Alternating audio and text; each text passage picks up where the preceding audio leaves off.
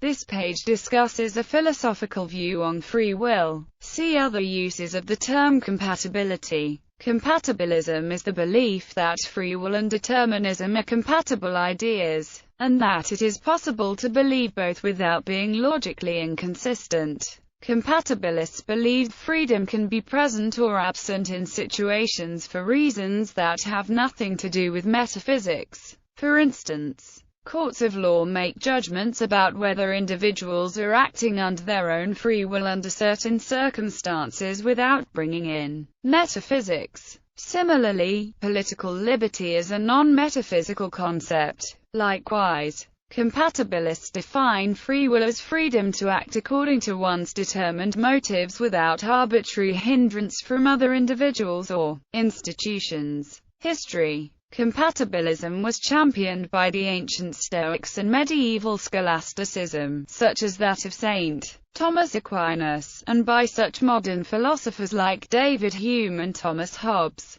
Actually, the scholastics, including Thomas Aquinas. As for the Jesuits, the concern was to reconcile the claim of God's foreknowledge of who would be saved with moral agency. They did not deny that humans could choose to do other than we do, and utterly rejected what would now be called compatibilism, in the philosophical sense. The term itself was coined as late as in the 20th century. Contemporary compatibilists range from the philosopher and cognitive scientist Daniel Dennett, particularly in his works Elbow Room and Freedom Evolves, to the existentialist philosopher Fridtjof Bergman. Daniel Dennett thus commented on the problem of relation between free will and determinism. Determinism is the friend, not the foe, of those who dislike inevitability. Defining free will. Compatibilists often define an instance of free will as one in which the agent had freedom to act according to his own motivation. That is, the agent was not coerced or restrained. Arthur Schopenhauer famously said, "Man can do what he wills, but he cannot will what he wills." In other words, although an agent may often be free to act according to a motive, the nature of that motive is determined.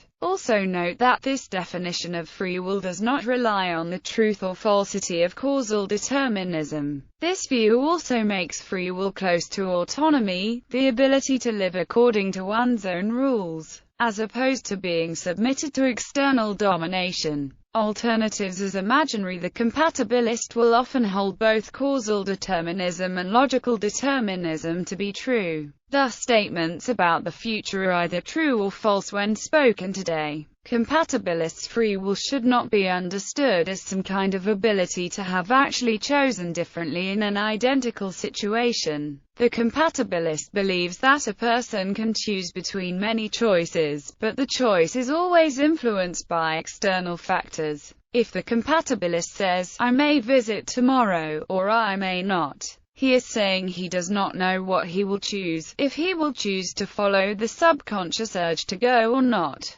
Criticisms. Critics of compatibilism often focus on the definition of free will. Incompatibilists may agree that the compatibilists are showing something to be compatible with determinism, but they think that something ought not to be called free will. Incompatibilists might accept the freedom to act as a necessary criterion for free will, but doubt that it is sufficient. Basically, they demand more of free will. The incompatibilists believe free will refers to genuine alternate possibilities for beliefs, desires or actions, rather than merely counterfactual ones. Compatibilists are sometimes called soft determinists, pejoratively. James accused them of creating a quagmire of evasion by stealing the name of freedom to mask their underlying determinism. Immanuel Kant called it a wretched subterfuge, and word jugglery. Kant's argument turns on the view that,